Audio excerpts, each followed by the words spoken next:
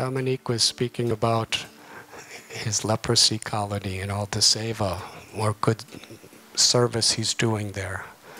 I'd like to share a little story about a leprosy colony that I had visited, and how to this very day I accepted a leper woman as one of my gurus in life. I came to India when I was 19. I didn't know anyone. I never met an Indian in my life until I came to the border. And the immigration lady rejected me. I never ate Indian food. I never tasted a chili pepper. And I was living in the Himalaya mountains, looking for truth, looking for meaning, looking for God. I was just tired of sectarianism, egoism, and hatred in the name of God and religion. I had seen it since I was a child. I believed in God. I believed in the power of prayer. But I believed also that there was a universal principle that's supposed to transform our heart through this process. So I was searching for the essence of spirituality, the goal of religion, not the forms that cause us to hate each other, to think I am better. I was reading in all the scriptures, the meek shall inherit the earth, not the egoistic.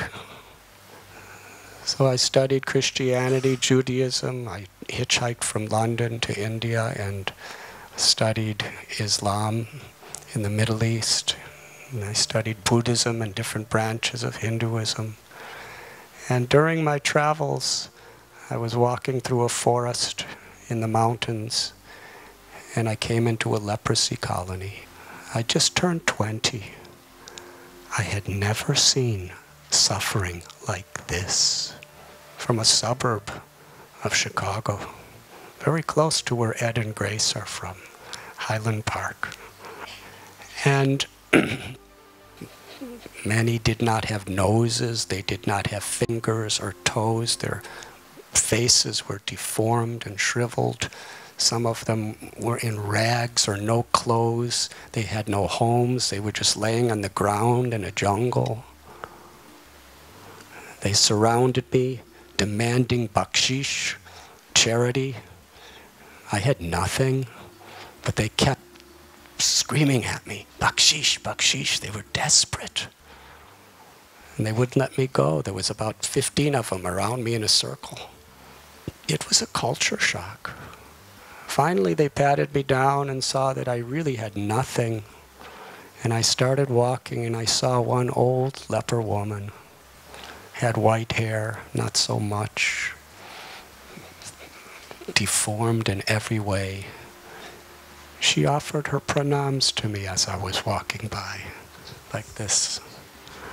And she looked at me with a gaze that said, "I'm sorry for what my people have just done to you." I felt in her glance the love of a mother. And she understood through my glance that I recognized what she was giving from her heart. So she put her hand out to bless me. She was just laying in the dirt. And I ran up to her and put my head under her hand to receive that blessing. Over and over again she said, "May God bless you, my child. May God bless you, my child." I looked up and I saw tears of joy streaming from her eyes. The joy of a mother blessing a child. Something that perhaps she had no opportunity to do for decades. It was the joy of giving. She had no nose. She had no teeth.